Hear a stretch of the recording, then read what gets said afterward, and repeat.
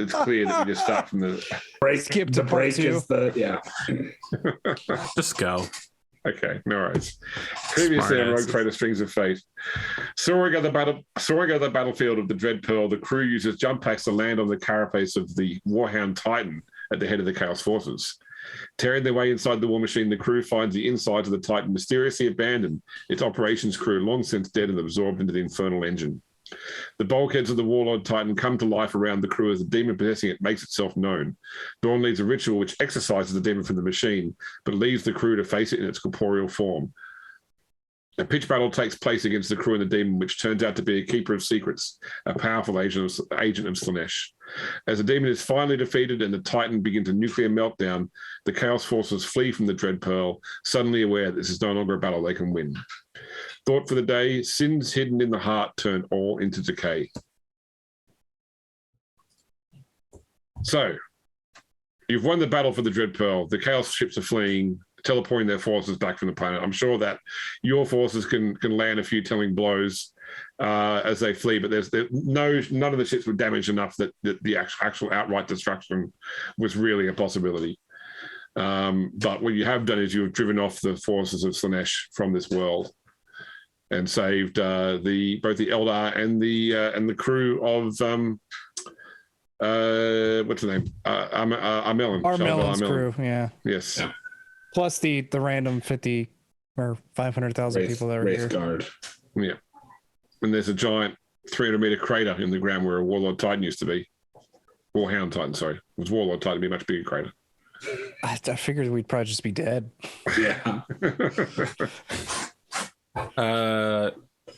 How viable is it for me to just go around checking everyone for corruption and insanity afterwards and then marking anyone that seems suspiciously high for execution? Okay, it would be viable, except I completely forgot my opening scene. So we're not actually starting on the planet. We're starting with a different scene. In media res, as they say. That's it. So Head on the chopping block. So instead, what we see is a room we've never seen before. It's set up like a study or an office. All sort of oak wood paneled walls, lots of bookshelves, and an inordinately high number of ticking clocks. So grandfather clocks, wall mount clocks, the sort of freestanding cuckoo clocks, each one showing different times, some of them clicking backwards, some of them just locked at a certain time, and like a little caption appears at the bottom of the screen that says like three months ago, and then it glitches out that says 2 months from now, and then it glitches out and it's like yesterday, and it just keeps glitching through several different permutations of the past, present, or future before it goes away. There's a figure sitting at the desk in the room with their back to the door, and as the door opens up, we see other than a room behind, is actually just a black expanse behind the door, and through the door steps Adrian Thorne, along with one of the Harlequins he encountered previously in the Black Expanse.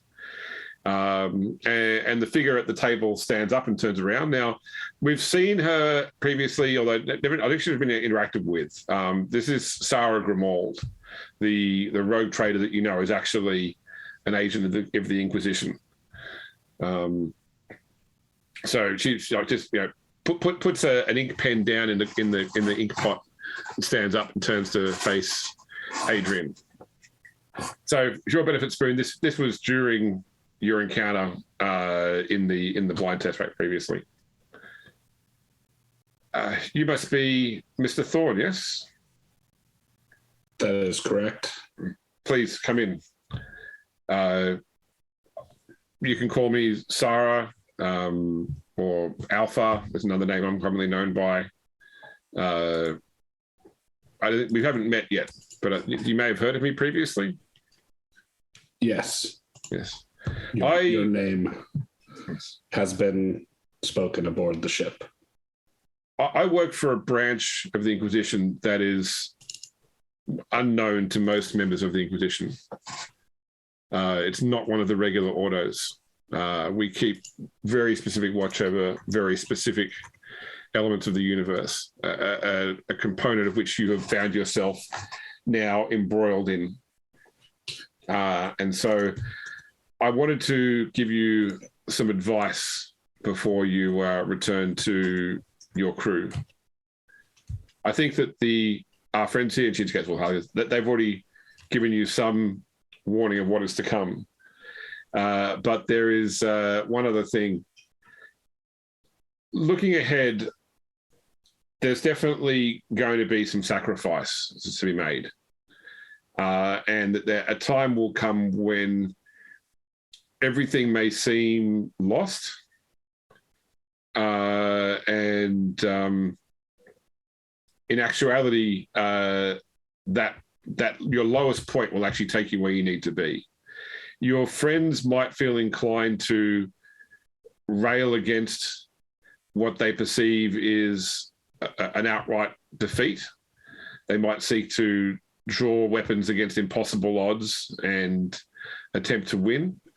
You need to be there and recognize when that moment comes and convince them at the time to understand that this is all part of what has to happen. Because if things don't happen this way, you won't have what you need when the end time comes. I can't give you anything more obvious than that. Otherwise, it would jeopardize the way things will run out. But just keep this in mind, please. I will. Yeah. Anyway, please sit. Let me get you a drink. And then we cut back now to the beach where the battle took place. Okay, are we reaping the souls of the damned? Yes. Yeah. Okay. So you are because you said we weren't going to do that, and I was like, oh, I guess maybe it's Androchiron's time, but he didn't die at the end of that cinematic. So so you're going through checking people for it. So look, I mean, your sisters of battle, they're all fine. Probably even like a lot of if you had like infantry, you'd be more worried about them. But even like the tank operators from the Lehman Russes are, they're probably made of sterner stuff. So in terms of having to go through and identify people that have been corrupted by chaos, I'm not going to say there's none, especially those of you who are like hit by the demon's weapons. The amount of good people you have to put to the sword is actually quite little. I feel like. All right, we're back again. What was I doing? Counseling the damned. Yes. Okay, sorry. I was filled with immense rage that this is like the fifth time that this has happened. Yeah, I'm just gonna sit with them and like explain why we're about to kill them. Essentially, try to calm them down. Androchiron sees it more as like taking a pet to the veterinarians sort of deal. Right? He's just like, look, you've seen things you weren't supposed to. These men here, they're going to take you to the tents around back. Now would be an excellent time to confess your sins, prepare a living will. If you have a message to send back to your family and friends, I will send it for you. I'm somehow picturing the scene from Moon Knight with Harrow and the old lady. It's like, but I've been good. I know, and I wish you could be there at the end, but unfortunately, no. I mean, so I'm not saying Androchiron is good, but Harrow is obviously an outrightly evil psychopathic murderer who loves doing this, right? Like, he enjoys it. For Androchiron, it's a necessity. It's something that he has to do because if he doesn't, these people could become chaos worshippers, that sort of thing. He doesn't take any pleasure from it, except that he is always glad to help people confess. He's seen the God Emperor, right? Like, he knows what it's like to have his soul scoured clean, and he can't wait for others to also experience something like that in death. Don't try to make me Arthur Harrow, okay? Fucking hate that guy. What a dick. It's just more proof that people with the name Arthur can't be trusted. No, wait. Then meanwhile, you're like, okay, so make peace with yourself and go over here where Thorne will set you on fire with a flamer. Yeah, I mean, you know, I don't try to hide from them that they're about to die. But I try to make it as comfortable and prepare them for it. And, you know, like if anybody rages against it or tries to run, I just have somebody shoot them in the legs. Just, you know, just have a guardsman nearby whose only job is to, you know, combat shotgun, go. We'll just set up a Punisher Lehman Russ and just don't want to be anywhere near that though. Just the blood mist generated from it. Let's see, when you've gone through them all, you turn to the guy, like the guard you had there, and said, "Oh, by the way, you two, you're also done." Yeah. So. Yeah. And now if you can please follow them. It's I like just, you've seen the video. I just wraith blade that guy, just sword right through him, cut him in half. You've seen the joke video where it's the firing all the stuff via Zoom, but the guy's left to auto tune on his mic. No. he's like, oh, I'm really sorry. My kid was playing with my Zoom and he's turned on some auto tune software. If only Mike, my team, can come and live in my house. Also, Mike, you're also fine.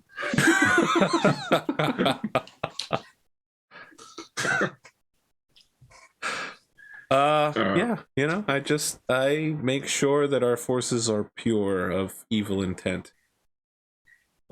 So are there any other scenes you want to do on this planet before you return to space? I feel like a victory speech would be in order. I mean, this is literally the second greater demon we've killed. They have whole crusades to kill one, like whole fleet detachments to kill one of these things. And we just like casually defeated in the middle of a Saturday afternoon. I feel like that needs to be recognized. That's a pretty big deal. No, I'm the only one? Okay. Privately, Androchiron is like, our deeds shall be legend. There are none who will not know our names. Everybody else is just like, man, I'd really love a sandwich right now. Honestly, Pierre, at this point, you know, he tried to step out of line, step out of his place, and actually try to be in the combat, and just got completely just thrashed. Destroyed, yeah. Yeah. But that's so normal for Pierre, actually. That happens all the time. Not really, no. No, not really.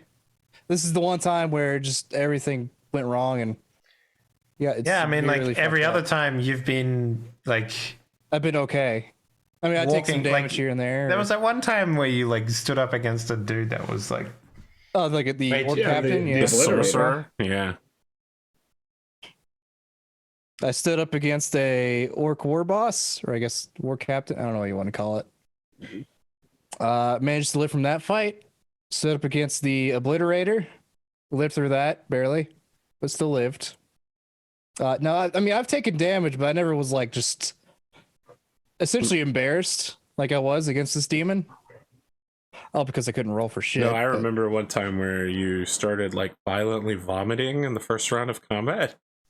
Something like that. That definitely wasn't Pierre. That was me. That was when I crashed Lucky 13. Yeah, no, that was the one a few times where I actually passed. This was before you joined the cast, I think. We were on the bridge of a ship, and he just. It was for a role that I wasn't even supposed to make because I had Jade at that time. Yes, exactly. It was that one. Yeah. Yeah. It might have been on the ship where I shot the Corsair. Where you missed the one Eldar, yes. That was the same ship because it was the Eternal Praetorian before we got it. Oh, Eldar. You're all so stupid. But that I wouldn't say that where I just got embarrassed. Well, I did get embarrassed, but not like I actually tried to fight, but didn't do anything worth of anything. And yeah. No, Pierre's just kind of done. He was like, I'm ready to go back to the ship.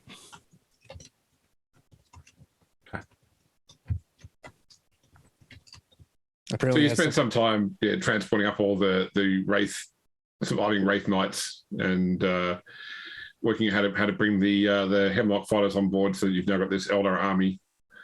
Now the Eternal Praetorian took a lot of hull damage, but thankfully nothing critical. Although it's below half hull and it's lost about 30% of its crew, but it's still operable. Sure. We'll just put ashore at the Galapagos Islands and refit, while our naturalist goes ashore in order to measure the circumference of the neck of a tortoise. And discover new beetles. I'm so glad someone got that reference. Oh. All right, James, we head towards Samara from the Asari tribe? No, that's wrong. Selene Morn? Selene Morn from the Asari tribe. So what do you want to do with the remaining crew of the Grace of Sofa? Oh, shit. I forgot we do have to do something. We execute all of them. Didn't all the crew go back to the ship? I guess most of the crew went back. They're on your ship. So the question is, are you taking them with you to the Nexus of Shadows? Do they have a choice? We can stick them all on. The last. I guess I need to discuss with Armelin about joining the Bloodlines. Man, you could put them all on Cousin Armelin's ship and ship them back to somewhere considerably safer. Yeah, because the Eternal Praetorian is damaged. Yeah. You know what they say? You should always stick all of your Armelins in one basket. Yes, put them all on one ship together so that when it blows up, everyone dies. Put them all on the most damaged ship in the fleet. And then set it off on its own through the unexplored expanse. In theory, we're sending them fine, east, so we're sending them to the part of the expanse where, you know, people don't come out screaming, "My God, they're coming!"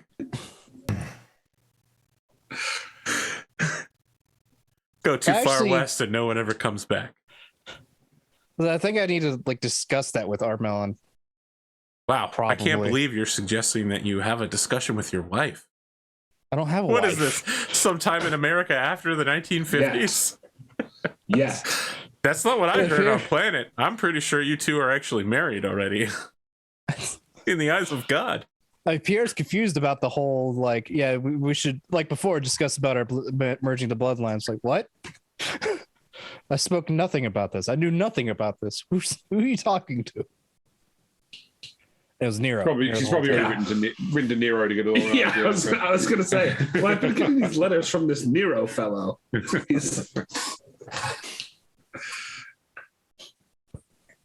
All right, we can work that later. Because so I guess the question is, are you bringing them with you, or are you sending them off on another ship? I'd just bring them with us. Okay, no worries. They're gonna be there for all of the crimes that you commit against the Imperium. So we're merging the bloodline. I was gonna say they'll be married, so we can't force her to testify against it.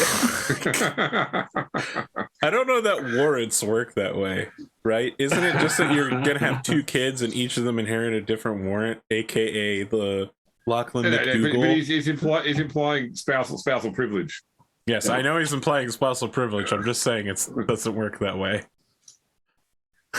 What happens in it's the like if you walked up to Sarah Expanse? Grimald and you were like, you have to tell me if you're an Inquisitor. That's right. We're talking about a world where information extracted under interrogation is allowed. I preferred. I was gonna say, if someone willingly offered it up, it's suspect. It's a trap. Yeah. I didn't torture you for that information. Are you lying to me? Trick question. I know you are. All right. AP, would you please roll me 2D100 just to see what your travel to... wow. Would I ever love to roll 2D100s? 77 and 90. Oh, all's well or all's well? We'll take all's well. Jeez, what can I say, guys? As you know, luck is a stat. Yep, could there be one that's all's well and your ship magically gets repaired? It's all's well and it's also ends well, which means the campaign ends successfully tonight and we get everything we wanted. Okay, guys, I joined the Roll20.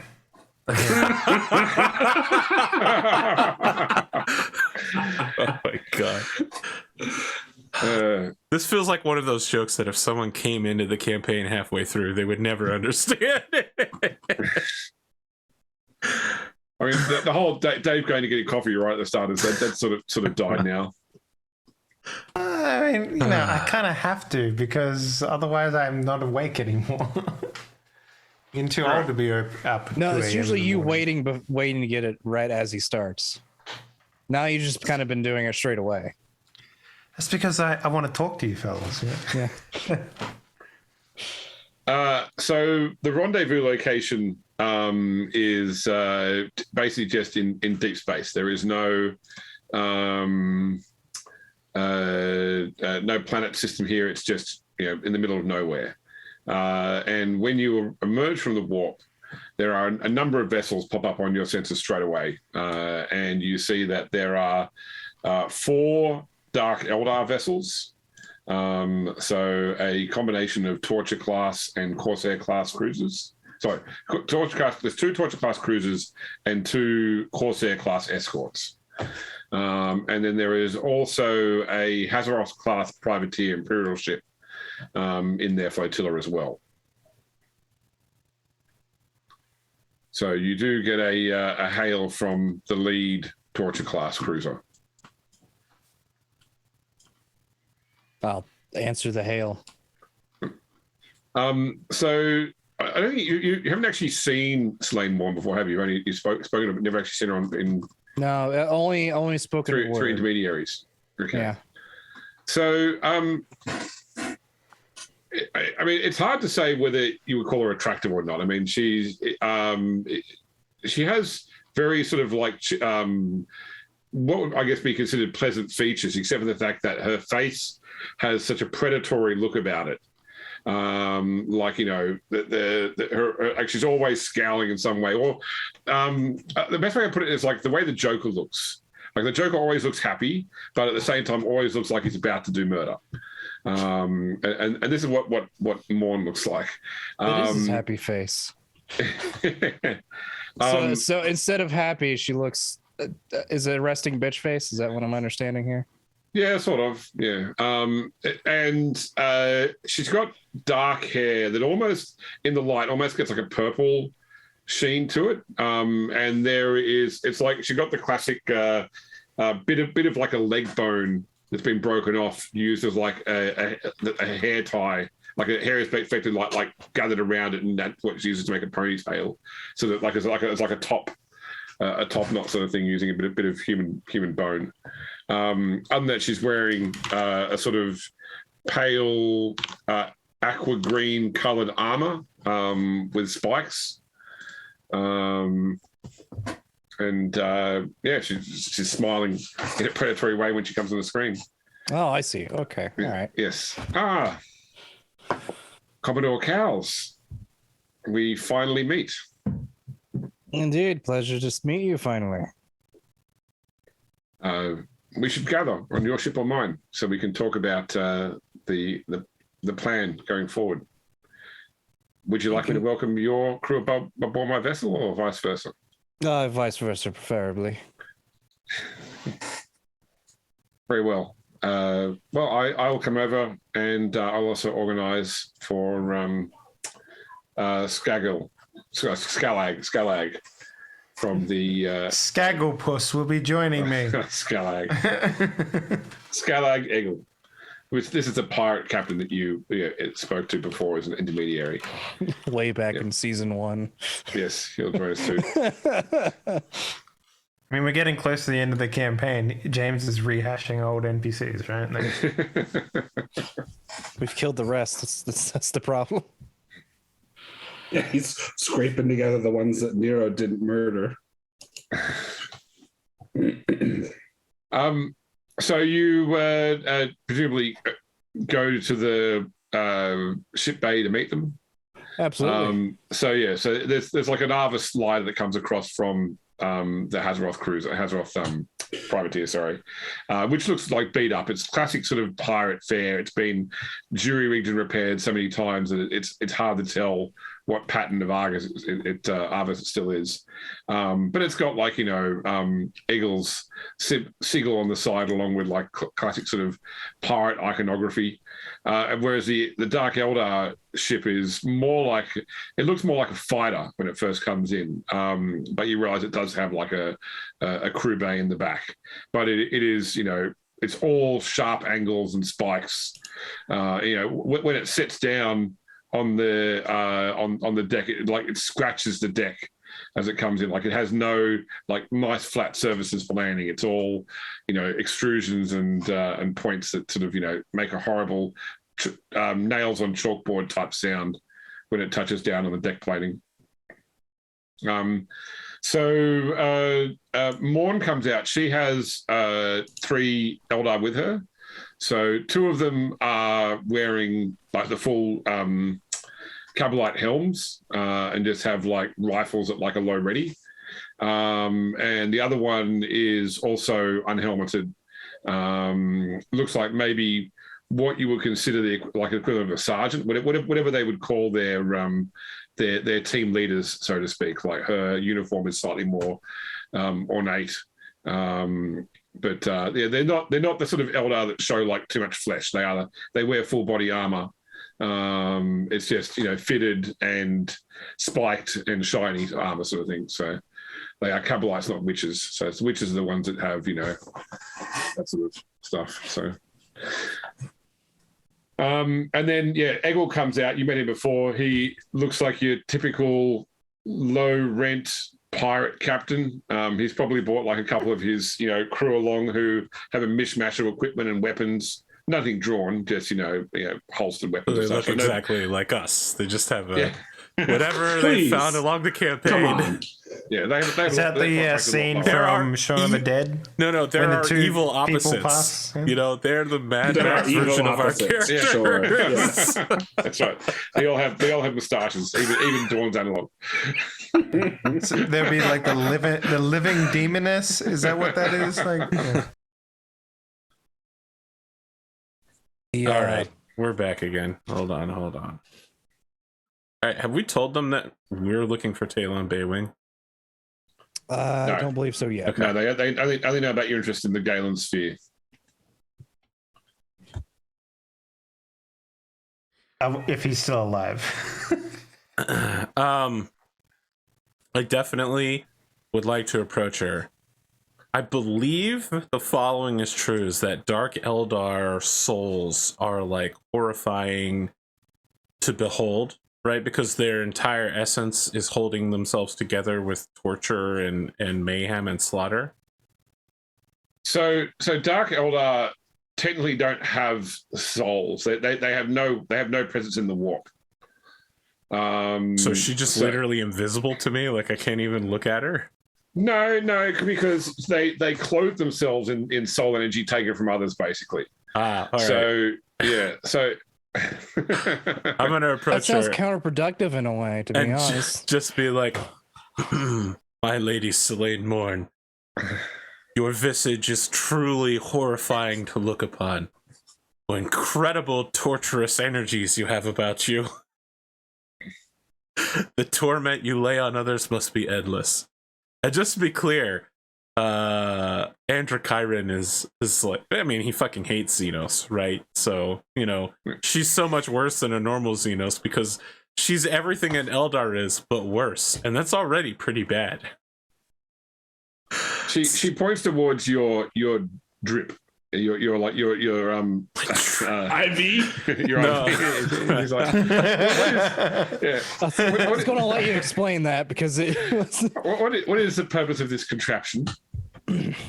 Style, my lady. Sustenance. Your drip. I require little else but this drip.